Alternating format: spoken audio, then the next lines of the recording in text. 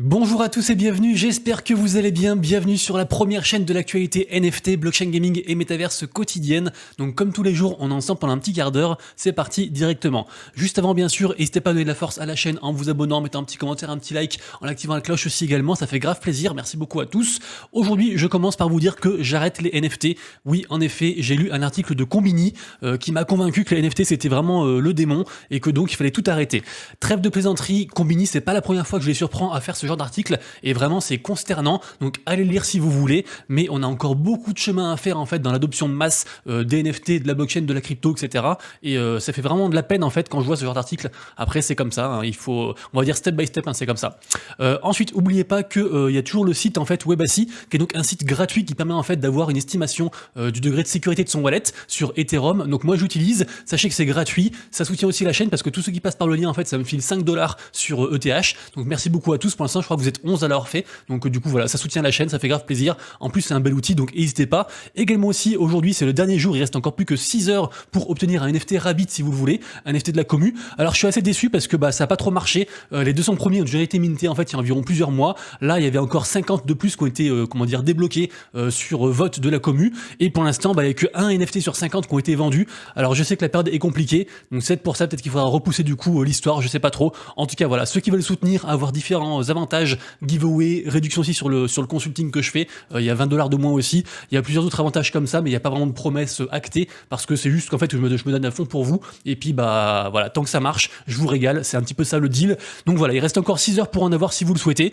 et l'information majeure du jour, c'est bien sûr, encore une fois, hein, j'en ai parlé hier et avant-hier, mais c'est vraiment l'info du moment, c'est bien sûr la prochaine collection de Azuki. Donc je vous répète du coup le truc, ce sera ce soir du coup à 18h, ok, il y aura 10 000 NFT à vendre en 3 étapes qui durent, donc c'est écrit ici, hein, qui durent 10 minutes chacune. Ça commence du coup le prix à 2 ETH que pour les holders de Azuki, puis après du coup 2 ETH que pour les holders de Beans, et après la publique s'il en reste, et après ça diminue de plus en plus jusqu'à sold out complet. Alors il y a beaucoup de FUD, beaucoup de gens disent que c'est trop cher. On voit d'ailleurs aussi que les collections NFT elles ont pas mal droppé, elles ont beaucoup baissé, hein. On a les Azuki qui sont passés à 13,75, les Beans qui sont passés à 11,17, et encore on est sur OpenSea, donc les prix sont un peu plus hauts en fait que les fleurs sur Blur et sur OpenSea Pro, mais vraiment là du coup Azuki pour l'instant c'est pas forcément un bon coup, même si quand même tout le monde s'accorde à dire pour que la collection Elementals, la prochaine collection devrait quand même sold out à 2 ETH directement, au pire en fait pendant la phase des Beans. Donc on verra ça. Il y a aussi un FUD par rapport au trailer en fait que j'ai diffusé hier sur Azuki,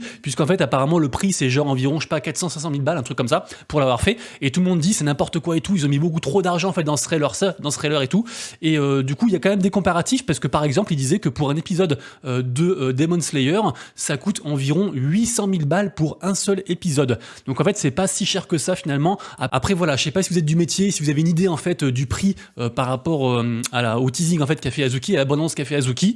Moi, je trouve pas ça non plus trop déconnant, parce que il faut quand même embaucher je sais pas les graphistes de base pour faire les personnages exclusifs, inédits entre guillemets, les animations, etc. Enfin, il y a quand même beaucoup de monde derrière en fait qui bosse sur ça. Donc voilà, après à voir. Également aussi, sachez qu'on peut consulter en fait les gens qui ont qui sont holders en fait de Azuki ou de Beans et qui pensent minter, et qui ont donc en fait par conséquent mis assez d'Ethereum en fait pour minter la collection. Donc là par exemple on a Christian qui dit qu'il hold 40 Azuki et 470 Beans et qu'il a préparé 1000 ETH pour tout minter, qu'il est grave à fond. Et sinon de manière plus générale en fait vous pouvez aller sur le site du coup dune.com qui est un site de data très complet, et là on voit qu'actuellement du coup on a 4565 holders de Azuki qui peuvent minter et 6400 qui peuvent aussi minter côté Beans. Donc a priori du coup dans tous les cas il y aura pas de public, parce que au moins si ceci mint en fait, et ce sera terminado, et du coup ce qu'on imagine c'est qu'il y aura une grosse guerre des gaz au niveau des holders de Beans, et que pas tout le monde en aura. Après apparemment le contrat en fait du mint est très bien fait et devrait limiter les gaz, donc je sais pas trop du coup comment ça se passera, prévoyez peut-être un petit peu plus au cas où, mais du coup voilà, donc on regardera tout ça du coup à 18h. En tout cas c'est vraiment le gros événement de la journée.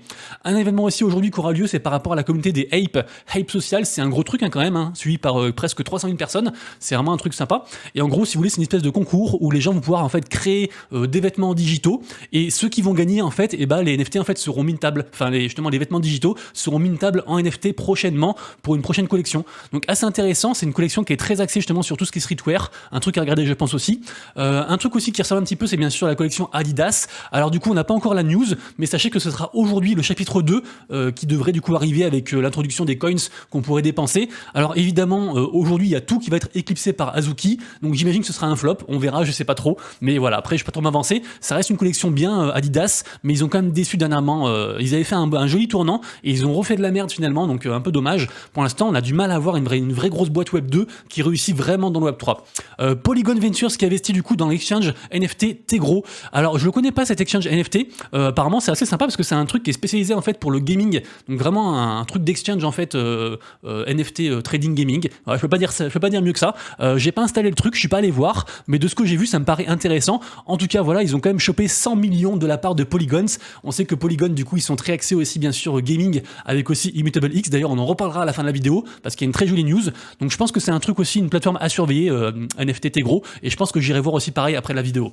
La collection NFT Cyberkongs qui nous fait une belle dinguerie puisqu'en fait ils font une nouvelle norme. Alors c'est pas vraiment une norme en fait, c'est une adaptation de la norme ERC 721 qui est une norme très connue en fait dans les NFT.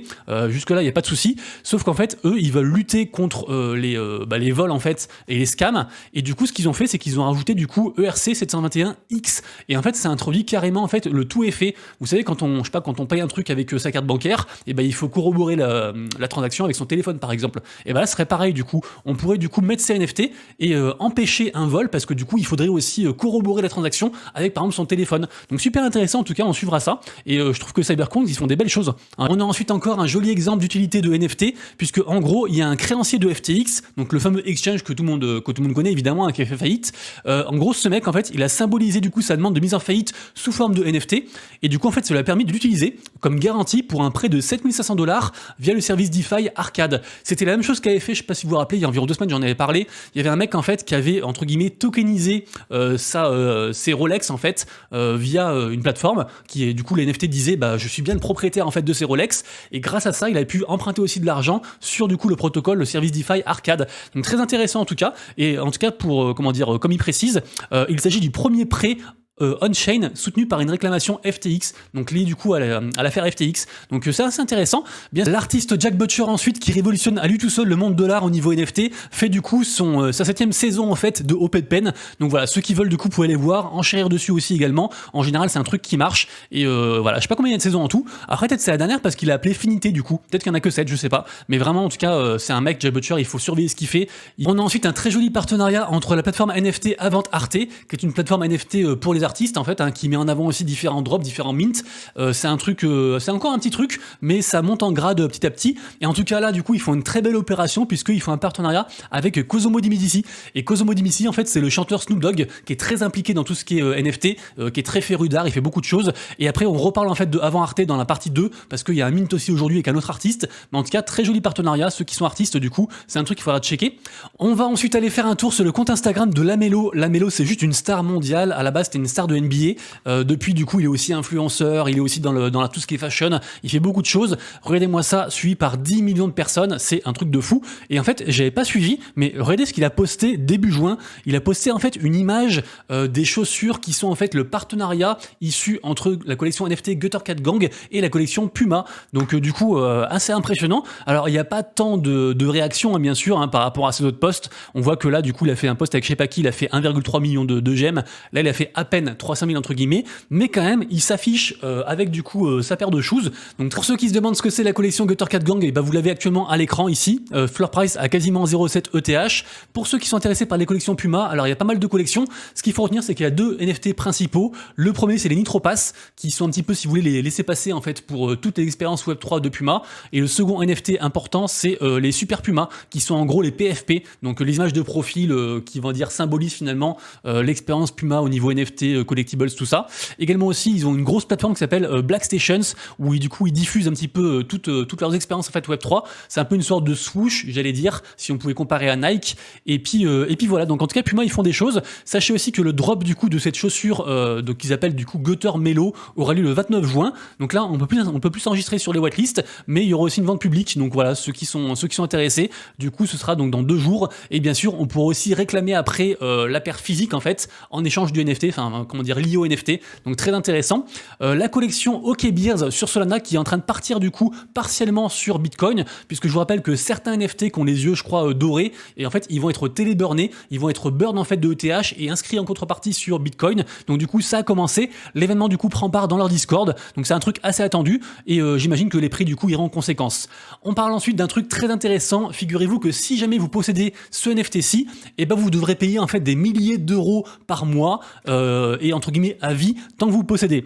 Qu'est-ce que c'est que cette histoire? C'est vraiment très intéressant. En gros, cette histoire a été créée par le mec qui s'appelle Eric Wall. Eric Wall, si vous voulez, c'est un analyste, c'est un investisseur crypto assez connu, assez coté. Et en fait, il a eu l'idée en fait de faire une expérience. En gros, il a créé un NFT. Il a dit, le holder de ce NFT-ci, en fait, et ben régulièrement, il peut me poser n'importe quelle question. Et en gros, j'ai une semaine pour lui répondre. Donc en fait, vraiment comme si vous aviez accès presque H24 à votre conseiller personnel en investissement. Donc c'est assez impressionnant. Jusque là, du coup, tout va bien, les gens sont contents. Le truc, je crois, en plus, a été vendu pour 10 ETH parce qu'il y a un système en fait d'enchères qui est disponible. Et en fait, le truc, c'est que le holder, l'acheteur, le premier acheteur en fait de ce NFT, et ben finalement, il a révoqué. En gros, il a rendu le NFT. Pourquoi il a rendu? Et ben justement, du coup, j'ai un petit peu spoilé au début. C'est parce qu'en fait, dans le smart contract, il y a une ligne qui dit qu'en gros, vous devez payer chaque mois un pourcentage en fait de la valeur du NFT. Alors le pourcentage, du coup, je sais plus ce que c'est. C'est écrit ici. En gros, là, le mec. En gros, non mais c'est ouf. Là, le propriétaire, il devait payer 24 Ethereum en fait par année, donc 3700 balles en fait par mois, et s'il le fait pas en fait, en gros, il perdait les droits de son NFT. Et du coup, voilà, donc c'est un truc qui peut pas transiger en fait. Et pire que ça en fait, c'est que la valeur du NFT est autodéterminée en fait régulièrement. Et si vous voulez, n'importe qui peut acheter ce NFT n'importe quand. Ça veut dire que je dis n'importe quoi. Si vous pensiez échapper du coup à ce système de fiscalité en disant bah non, mon NFT il vaut 0, du coup je paye 0, et bah quelqu'un peut vous l'acheter pour 1 $. Du coup, en fait, le propriétaire était obligé d'auto-évaluer son NFT pour être sûr qu'il n'y a personne en fait ailleurs qui du coup rachète son NFT à beaucoup moins cher. Donc vraiment, en tout cas, la technologie qui est derrière est très intéressante. Du coup, ce mec a fait ça, donc le précédent acheteur en fait, il a fait ça quelques temps et après en fait, il a pas pu assumer du coup autant de charges en fait régulières, même si bien sûr on a accès du coup à ce service personnel, comme je disais, hein, parce que du coup ça reste quand même un truc de business. Donc du coup voilà, donc il l'a révoqué. Donc ce mec là du coup c'était, il s'appelle comment? Il s'appelle Paul.eth. Donc il a révoqué du coup le NFT, sa propriété sur le NFT il y a 5 jours. En fait, ça veut juste dire il l'a renvoyé au compte du coup de Eric Wall. Donc voilà, assez intéressant en tout cas. Et du coup, a priori, ils ont répondu et ils ont dit qu'ils allaient changer ça prochainement et qu'en gros, le propriétaire, s'il le souhaite, il pourrait le vendre à l'enchère la plus haute actuelle. Mais juste pour vous dire que je trouvais l'histoire assez folle, comme ça, d'avoir un NFT en fait qui nous oblige à payer en fait mensuellement, sinon en gros on perd les droits du NFT. C'était assez fou et c'est pour ça que je voulais revenir dessus. Et voilà. Après, c'est un problème de riche, hein, parce qu'évidemment, payer 4000 balles par mois et en plus un NFT à 10 ETH, forcément, c'est pas donné à tout le monde. Ensuite, on va reparler de l'opération qui est en train de mener l'AMFAR, qui est donc une des plus grosses fondations en fait qui vise à lutter contre le sida dans le monde. C'est un truc dont j'ai parlé il y a environ une semaine, 10 jours, parce qu'ils font un projet NFT. Mais ce que je ne savais pas, c'est qu'ils ont carrément pu engager en fait pour l'opération des stars tout simplement. Donc ils ont engagé du coup les mannequins Kendall Jenner, Kate Moss, le musicien J Balvin, l'artiste Jeff Koons, c'est pas mal de monde. Donc c'est assez impressionnant franchement. Et donc je vous répète du coup le principe, même si j'en ai parlé déjà la dernière fois. En gros, c'est il y aura 100 NFT du coup de la collection qui seront donc associés directement à l'organisation caritative AMFAR. Et si vous voulez, ils ont déjà en fait dessiné 100 personnages. Du coup, l'organisation, ils proposent aux gens de faire aussi 100 œuvres. Et après, en fait, ils vont du coup élire les meilleures œuvres par du coup le jury dont j'ai parlé, les fameuses stars. Et après, en fait, ils vont mixer leur NFT à eux avec les œuvres des gagnants pour faire du coup la collection NFT finale. Et après, la vendre aussi, puis récupérer les fonds aussi, bien sûr, pour lutter contre le sida. Donc très intéressant. Tout ça se passe du coup début juillet. Donc il reste encore un peu de temps pour soumettre les œuvres. D'ailleurs, vous pouvez le faire aussi si vous voulez. Hein, d'ailleurs, pas de souci. Ensuite, sur Startnet, on a un NFT gratuit par rapport du coup au Startnet ID. Donc entre guillemets votre nom de domaine sur Startnet. Donc n'hésitez pas à en créer un en tout cas. Il y a si je vous le partage, diguez bien tout ça puisque la collection Bitjo est en train de prendre pas mal de hype, on va dire ça comme ça. Le mint du coup sera sur Solana, sur Magic Eden le 30 juin et de plus en plus de gens en parlent. Donc essayez peut-être de choper une whitelist ou un truc, ça peut être intéressant. Je pense que c'est un bon projet. Et on finira les infos du jour avec le compte Ordinals Wallet, qui comme son nom l'indique est un wallet sur Ordinals, donc sur Bitcoin. Il nous rappelle bien sûr que les NFT sur Ordinals se portent toujours très bien. Donc actuellement il y a deux grosses tendances qui marchent très bien, c'est les NFT sur Ordinals, donc sur Bitcoin, et aussi les ETHscriptions, donc les fameux NFT via les data en fait, des transactions sur Ethereum. C'est deux tendances qui marchent très bien. Mais il nous rappelle aussi que la Bitmap a vu s'inscrire en fait 200 000 personnes, 200 000 inscriptions ont été faites dessus. Et la Bitmap, rappelez-vous, en gros c'est quoi? C'est une initiative, c'est une espèce de projet expérimental qu'ils sont en train de mener, et en gros n'importe qui peut inscrire un NFT sur Bitcoin de façon très simple. Ça prend 5 minutes. Il y a des offres, enfin il y a des NFT à partir de genre même 2-3 dollars, donc il y en a un peu pour tous les goûts, hein. On a celui-ci qui coûte genre 0,001, on a celui-ci qui coûte 0,1, on en a un qui coûte genre 1 Bitcoin, un qui coûte genre 0,000001. Donc voilà, peu importe. En tout cas, les verts, c'est ceux qui sont encore disponibles, et les oranges, c'est ceux qui ont déjà été pris. On sait pas trop où va cette expérience-ci, mais en tout cas ça simplifie, on va dire, la création de NFT sur Bitcoin pour tout un chacun, pour Madame Michu et moi. Et puis on verra tout ça, mais ça marche bien du coup, parce que quand même 200 000 personnes qui l'ont fait, c'est assez impressionnant.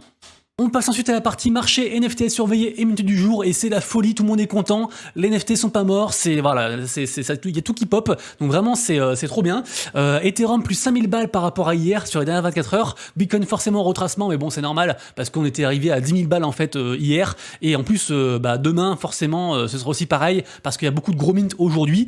Et d'ailleurs en parlant de gros mint, en fait comme tous les jours je vous fais un tweet sur les NFT du jour, mais en étant honnête, j'aurais pu marquer que 2 collections aujourd'hui. Évidemment le mint de Azuki à 18h, parce que c'est ce qui va monopoliser l'attention au moins sur Ethereum, voire sur plus de blockchains, parce que c'est vraiment le gros truc. Et évidemment aussi le mint en fait de SMB, donc Solana Monkeys Business, qui est à la base une très grosse collection sur Solana. C'est vraiment un très gros truc, et en gros ils ont annoncé dernièrement du coup une nouvelle génération de leur NFT. Pour l'instant du coup ils ont 2 générations, et ils vont en faire une 3e qui sera du coup airdroppée au 3 juillet à ceux qui ont racheté du coup ce qu'il faut.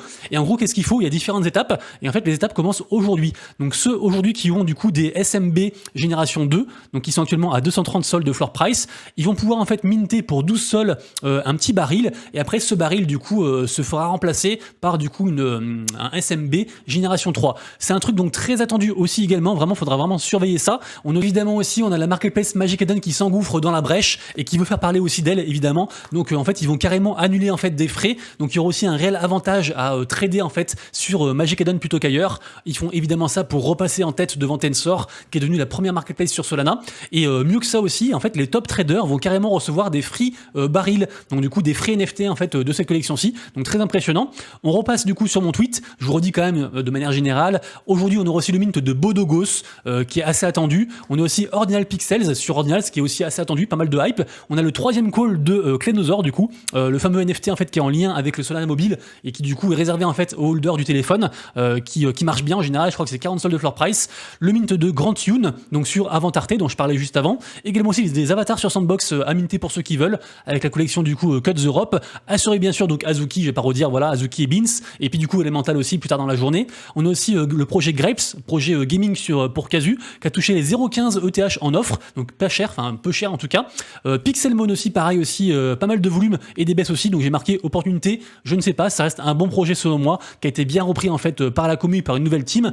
On a aussi Utility One, donc le fameux projet NFT qui était un peu en mode trolling des Moonbirds, qui continue à bien marcher, hein. Du coup c'est une seconde collection du studio The Plague, et puis écoutez, ça solidifie, ça reste un bon truc je pense. Lender Labs, les tortues sur Solana qui marchent bien aussi, je crois que c'est 2 ou 3 sols de floor price, ça marche pas mal.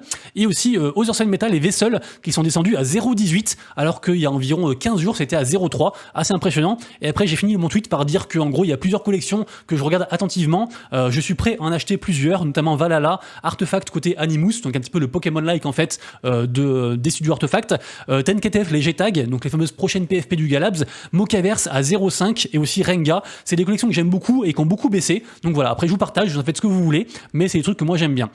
Troisième partie de la vidéo, la partie blockchain gaming, et on commence avec le partenariat entre la collection Mokaverse, donc collection PFP NFT de Animoca Brains, et le Move to Earn Dustland, qui est un Move to Earn un petit peu, on va dire, ambiancé, avec une histoire, avec des missions à faire, pas mal de choses.